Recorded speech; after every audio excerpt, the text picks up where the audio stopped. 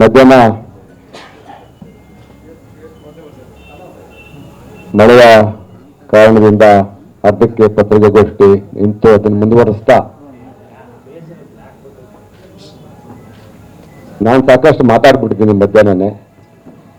ನಾನೇನು ಮಾತಾಡೋ ಅವಶ್ಯಕತೆ ಇಲ್ಲ ಅಂತ ಅನ್ಕೋತೀನಿ.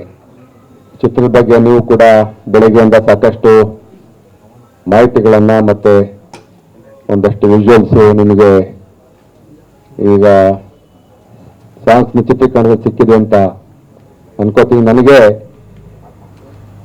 ಕನ್ನಡಕ್ಕೊಂದು ಹೆಮ್ಮೆಯ ಚಲನಚಿತ್ರ ಗೀತೆ ಇದು ಆಗತ್ತೆ ಅನ್ನೋ ಒಂದು ಆತ್ಮವಿಶ್ವಾಸ ಇದೆ. ನಿಮಗೆ ಸಾಂಗನ್ನು ಕೂಡ ಕೇಳಿಸ್ತೀವಿ, ತೋರ್ಸೋಕ್ಕಾಗಲ್ಲ, ಯಾಕೆ ಇನ್ನೂ ಸಾಂಗ್ ಕಂಪ್ಲೀಟ್ ಆಗಲಿಲ್ಲ. ಆದರೆ ನಿಮಗೆ ಆ ಸಾಂಗನ್ನು ಕೇಳಿಸ್ತೀವಿ. ಒಂದ್ಸಾರಿ ಸಾಂಗ್ ಕೇಳಿಸ್ಬಿಡ್ಬೋದಲ್ಲ ಸರ್? ಅಷ್ಟೇ. ನಿಮ್ಮ ನಿರ್ದೇಶಕರ ಅಪ್ನೆ ನಂಬರ್ಗೆ ಅಲ್ಲೊಂಚೂರು ಹಾಕಿ ಸಾಂಗ್ ಮೊಬೈಲಲ್ಲಿ ಕೇಳಿಸ್ಬೋಣ ಸರ್. ಆಮೇಲೆ ಕಂಟಿನ್ಯೂ ಮಾಡ್ತಾರೆ. ನಂದಾಯ್ತು, ನಂದೇನು ಮಾತು ಮುಗಿತು. ಯಾರು ಪ್ರಶ್ನೆ ಇದ್ರೆ ಹೇಳ್ತೀನಿ, ಕೇಳ್ತೀನಿ. ಇಲ್ಲ ಇನ್ನೂ ಅದು ಇರ್ಲಿ ರಾ ಸಾಂಗು ಅದಕ್ಕಿನ್ನೂ ಪ್ರಾಪರ್ ಯಾರು ಆಡಬೇಕು ಅಂತ ಆಡಲಿಲ್ಲ. ಬೇಸಿಕ್ಕಾಗಿ ನಾವು ಟ್ರ್ಯಾಕ್ ಸಿಂಗರ್ ಆಡಿದ್ದಾರೆ. ಅವರು ಈಗ ನಮ್ಮ ಚಿತ್ರಕ್ಕೆ ಎರಡು ಸಾಂಗ್ಗಳಿಗೆ ಸಾಹಿತ್ಯವನ್ನು ಕೊಟ್ಟಿದ್ದಾರೆ. ಇದಲ್ಲದೆ ಒಂದು ಸಂಕ್ರಾಂತಿ ಹಬ್ಬದ ಸಂಭ್ರಮದ ಸಾಂಗು ನಮ್ಮ ಇದು ಉತ್ತರ ಕರ್ನಾಟಕ ರೆಪ್ರೆಸೆಂಟ್ ಮಾಡಿದ್ರೆ, ಇನ್ನೊಂದು ಸಾಂಗು ಹಳೆ ಮೈಸೂರು ರೆಪ್ರೆಸೆಂಟ್ ಮಾಡುತ್ತೆ. ಅದು ಹೌದು ಬಂದಿದೆ.